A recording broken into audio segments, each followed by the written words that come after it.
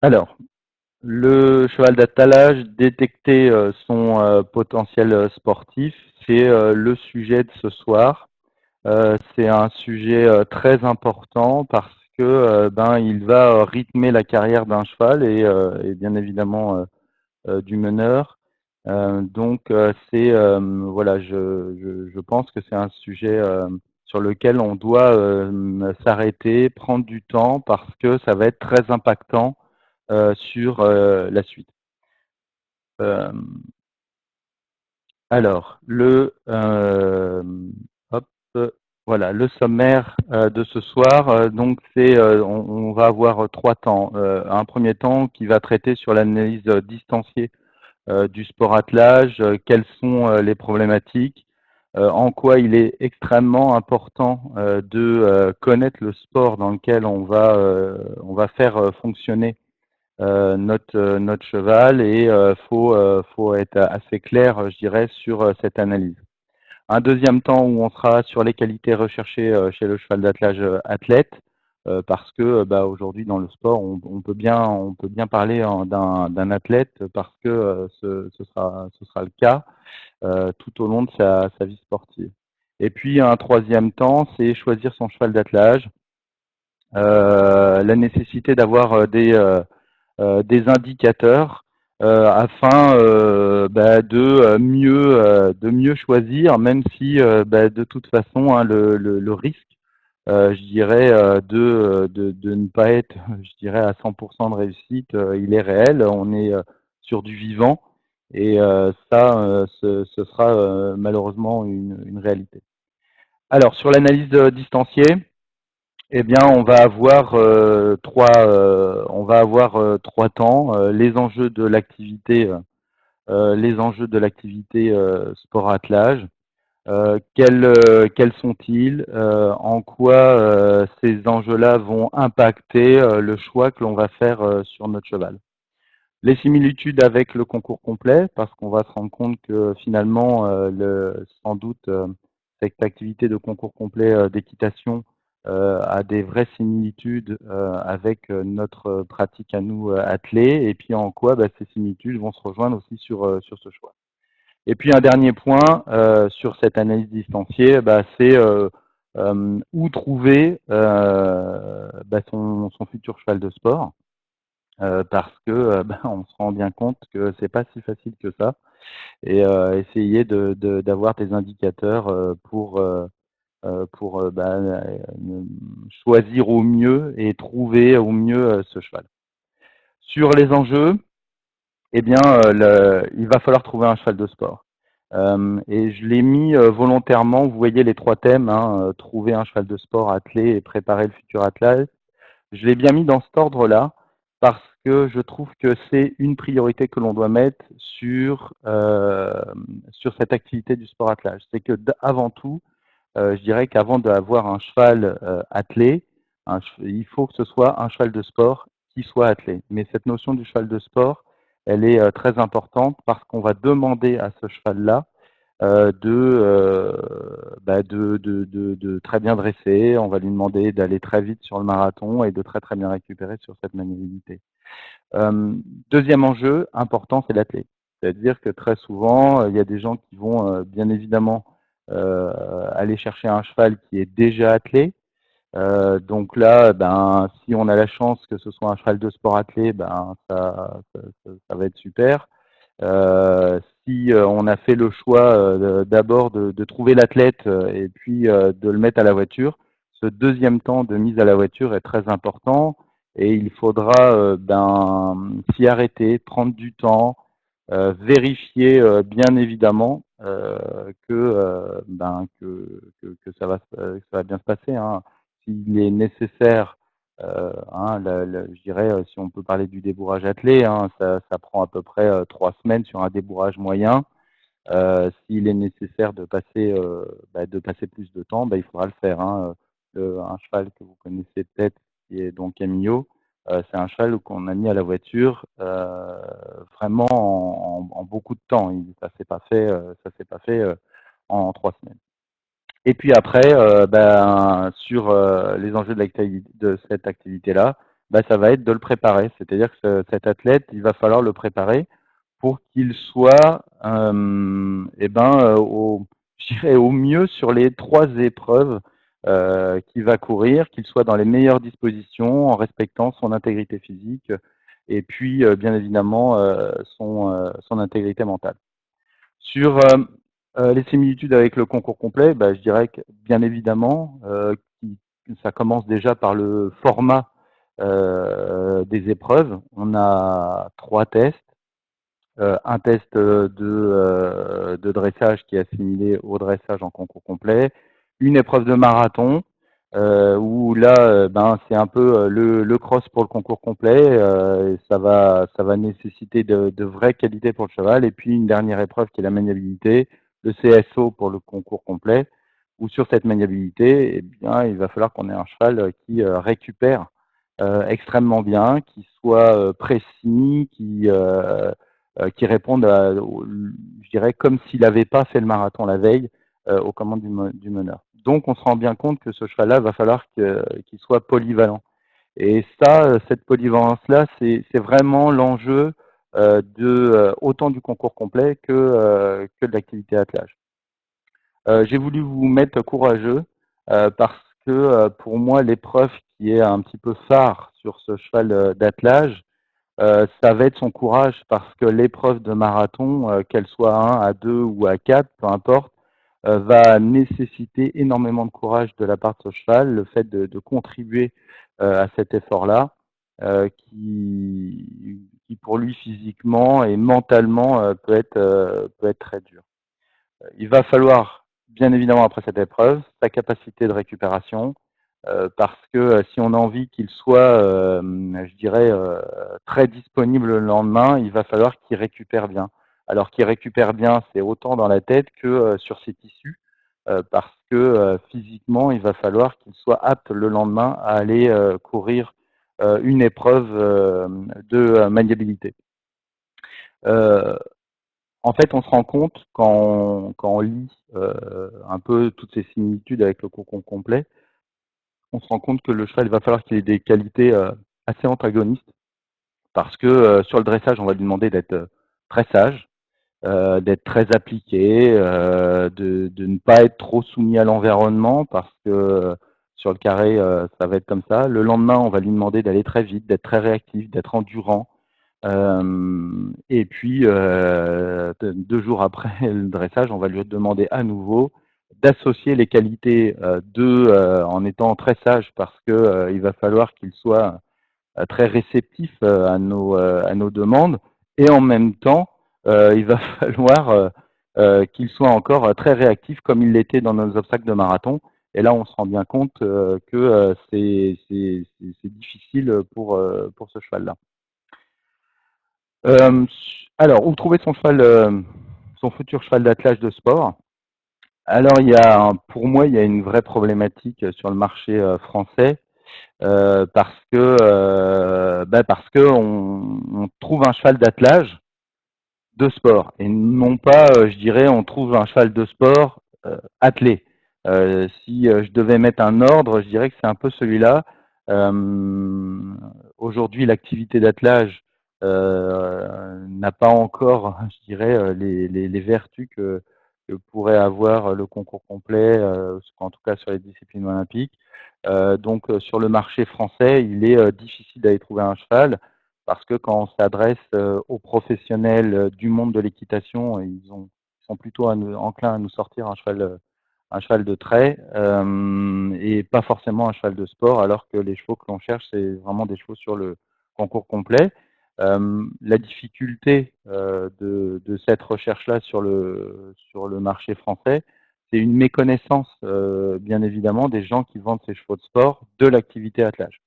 Donc voilà, donc c'est un peu difficile. Euh, Là, on va voir. Je vous ai proposé par exemple l'exemple de l'Allemagne sur Verden. Moi, j'y suis bien évidemment sensible pour la simple et bonne raison, c'est que les 2 chevaux de sport que j'ai, ce sont des chevaux que je suis allé chercher là-bas. Alors, je fais pas du tout la promotion de Verden, mais c'est vrai que là-bas, on se retrouve dans un cadre où on nous présente une centaine de chevaux, où on a du choix, on peut bien évidemment choisir assez facilement un cheval de sport. Et puis, bah voilà, il faut y aller là-bas dans l'idée sur le fait qu'il faudra bien évidemment l'atteler derrière, mais le choix, en tout cas, il est important. Et moi, je trouve que quelque chose qui est très important quand vous choisissez un cheval de sport, c'est d'avoir le choix.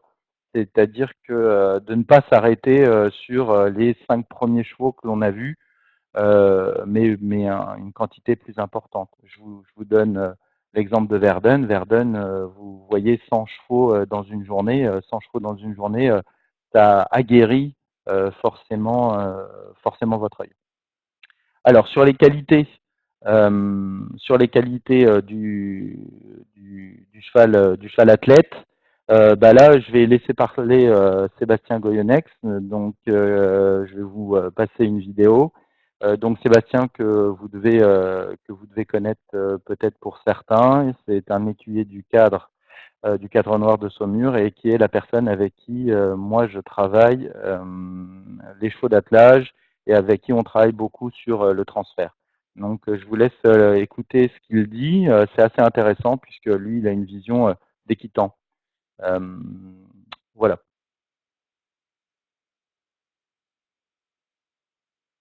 Quelles sont les qualités que tu recherches chez le cheval d'attelage athlète?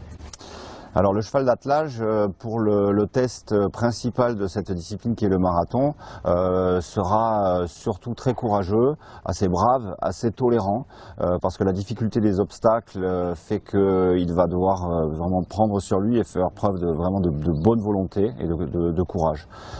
Évidemment de l'endurance, puisque c'est un effort qui est assez long. Voilà, maintenant il y a deux autres tests qui sont le dressage et la maniabilité. Sur le test de dressage, on va chercher un cheval qui a une belle locomotion, avec des allures amples et une bonne capacité à se rassembler. Évidemment une capacité à se soumettre aussi aux aides du meneur.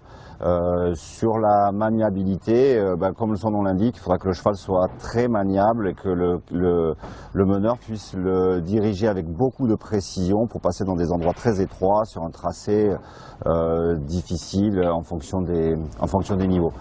Donc je dirais que la principale qualité du cheval d'attelage, ça va être sa polyvalence, comme le cheval de concours complet.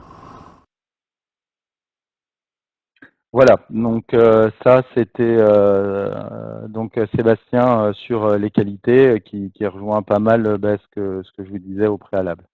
Alors sur les qualités recherchées, eh ben on a quoi voilà, moi j'ai vraiment voulu mettre, alors il n'y a pas vraiment un ordre, mais quand même un peu. C'est-à-dire que la principale pour moi, c'est le courage, la tolérance, l'endurance, parce que ce qu'on va beaucoup regarder, c'est ce que le cheval va falloir qu'il arrive à fournir, et notamment sur cette épreuve de marathon qui est très très dure pour les chevaux. Donc il va falloir un cheval qui soit courageux, qui soit tolérant, parce que les contraintes sont très importantes sur cette épreuve de marathon. Il va falloir qu'il se rééquilibre, qu'il avance. C'est très difficile. Et en même temps qu'il fasse tout ça avec beaucoup d'endurance parce que le parcours est assez long. Sur le dressage, eh ben, on va chercher des allures qui sont souples. On va chercher un cheval qui va être très perméable, très facilement posé sur la main, qui va bien répondre aux commandes de son meneur, qui a une très bonne capacité à se rassembler. Parce que sur nos reprises, on se rappelle bien qu'attelé, on n'a pas les jambes et que cette capacité de se rassembler pour le cheval assez naturelle, il va falloir qu'elle soit un peu intrinsèque. Donc ça, c'est quelque chose qu'on va aller rechercher. Une capacité à se soumettre. Alors dans la soumission, il faut bien faire la différence avec c'est non pas se soumettre avec ce côté soumis à répondre à tous les commandements, mais c'est plutôt de coopérer, de collaborer avec son meneur, et c'est dans ce sens-là qu'est pris ce terme de soumission là.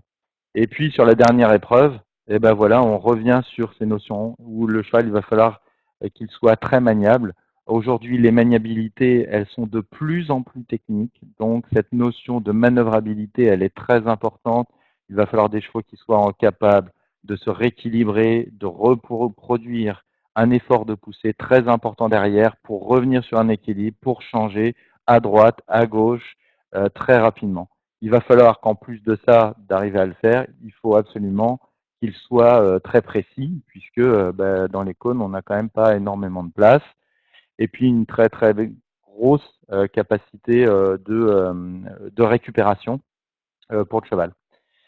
Ensuite, on va, je vous ai préparé quelques petites vidéos que j'ai récupérées, qui sont les présentations qui sont faites à Verden pour voilà, vous donner une idée sur des chevaux qui sont un petit peu différents. Et je vous ai gardé comme dernier cheval Lanzaro. Comme ça, c'était le moment où effectivement ce cheval a été acheté il y a 2 ans. Voilà, faut m'excuser parce que sur la vidéo, vous allez entendre le commentaire allemand. Je vais essayer de parler par-dessus. J'espère que ce sera assez clair pour vous. Donc là, ce qui est intéressant de regarder, c'est sa capacité, ce cheval, à se projeter. C'est un cheval qui a une locomotion qui est assez juste, on le voit assez bien trotter dans le trot. Au galop, un galop plutôt agréable avec de l'équilibre, pas énormément de projection. Et puis on va voir dans le pas, un cheval qui marche bien. On voit bien que sur le cheval, sur les 3 allures, peut-être une petite difficulté à se stabiliser dans son bout de devant, et donc il y a peut-être un manque un peu de régularité derrière. Je vais vous montrer un autre cheval. Allez, on va partir sur celui-là. Nummer 10, Born Voilà. to be Donc Alive, ça, c'est un cheval, 2011, on voit un petit peu plus aérien que le précédent. Qui est assez, moi je trouvais qu'il manquait un peu de poussée, qui est assez fragile derrière. Voilà. On voit bien que le pas reste bon. Par contre, on voit bien que le cheval a du mal à se cadencer. Voilà, on a vraiment une sensation de manque de force chez le cheval. Voilà. Ensuite, on va passer sur le dernier. Donc Lanzaro. Donc ça, c'était au moment des ventes. Donc on voit un temps de suspension dans le trot. On voit bien le cheval venir très en dessous pour se propulser, pour se bouger. Un galop avec de l'équilibre. Et un cheval qui prend vraiment le temps de galoper. Au pas, on voit beaucoup de franchise dans le pas, de la force dans sa façon de fonctionner. On le voit bien avec un bon fonctionnement dans le dos. Alors, pour choisir, en fait, il va falloir quand même regarder physiquement comment est construit le cheval. Donc là, je vous ai mis un cheval, c'est pas forcément celui que j'aurais choisi, mais c'est pour vous montrer un peu ces différences. On voit un cheval avec un dos qui est un petit peu relâché comme ça. Il a une belle cuisse qui descend très bas ou qui va lui donner une bonne capacité de propulsion, avec une encolure un peu haute comme ça, et ces chevaux-là avec ce garrot qui va descendre un peu, ça peut lui poser quelques difficultés d'équilibre, ce qui veut dire que ça va nécessiter beaucoup de force dans son fonctionnement dans le dos. Il va falloir regarder une donnée qui est très importante, c'est le caractère, parce que il va falloir, comme on l'a vu tout à l'heure, qu'il coopère énormément. Il va falloir que ce cheval-là ait un caractère plutôt facile, avec une bonne capacité, en tout cas, à aller vers l'effort. Le choix du modèle, moi je dirais que c'est un peu un effet de tendance aussi aujourd'hui. On voit beaucoup de chevaux à tendance un peu, je dirais, hollandaise, avec des ports d'encolure très hauts, tout ça. Alors pourquoi pas cette mode-là, mais à condition de respecter le fait que le cheval doit se pousser, il doit se franchir, il doit être capable de s'étirer, il doit être capable de fonctionner dans son dos. Et ça, pour les chevaux, quand ils ont une attitude comme ça, c'est pas toujours facile. Voilà. Pour ce qu'il faut retenir. sur cette détection. C'est bien évidemment, on revient là-dessus parce que c'est très important, c'est rechercher de la polyvalence chez ce futur cheval athlète. Il ne faut pas que le regarder, je dirais, sur le volet, je dirais, se l'imaginer sur le dressage ou se l'imaginer sur le marathon ou se l'imaginer sur la maniabilité. Il va falloir qu'il soit polyvalent, donc bien faire attention au fait que le cheval, il va lui falloir de la force. Il va falloir que dans la tête, il soit très à coopérer, très froid, très calme, afin d'essayer d'être polyvalent. Euh, alors, j'ai mis à établir sa propre grille de lecture parce que bien évidemment, on ne va pas tous faire les mêmes choix. On a je dirais forcément des tendances qui peuvent être différentes, un sentiment que l'on a ou des facilités qu'on a avec certains chevaux, mais il ne faudra pas perdre de vue quand même si c'est là, il faudra quand même pas perdre de vue ce qui va être nécessaire de retrouver sur ce cheval d'attelage. C'est bien cette polyvalence, c'est cette force, c'est ce courage, c'est tout ce qu'on a revu dans les qualités. Un conseil que bien évidemment je donne, c'est se faire accompagner. On est toujours bien évidemment beaucoup plus fort à deux ou à trois parce que quand on regarde un cheval, on lit un cheval, on a des avis qui sont ben, non pas divergents, mais qui peuvent se compléter et qui sont très importants, hein. Moi, je reviens bien sur mon expérience personnelle entre donc Camino et Lanzaro, ces deux chevaux-là. J'ai fait des choix qui étaient différents parce que mon expérience, bien évidemment, est plus importante. Et aussi, il y a eu le regard croisé avec Sébastien Goyenex, qui, bien évidemment, a été impactant sur le choix du cheval. Voilà. Je vous rappelle que, bien évidemment, ces webconférences, il y a différents sujets. Il faut pas hésiter à venir sur ces conférences-là. Elles sont très intéressantes. Vous allez les retrouver sur le site des haras nationaux. Equipedia, vous avez plein d'informations sur Equipedia qui sont très pratiques sur de la connaissance en général, mais aussi sur la connaissance pratique. Et puis EquiVOD sur lesquels on va retrouver les vidéos, les tutorats, tout ce qui est fait là. Prochaine, moi je vous donne rendez-vous sur la prochaine webconférence sur lequel on va parler de la planification, sur l'entraînement, qui est vraiment un très gros morceau parce que ça va être ce qui va vous préoccuper le plus de temps. Et puis dans 15 jours, et ben dans 15 jours, ça va être la gestion de la carrière, puisque c'est le dernier temps, c'est-à-dire comment on gère la carrière du cheval, les choix que l'on fait sur les compétitions et l'orientation que l'on met.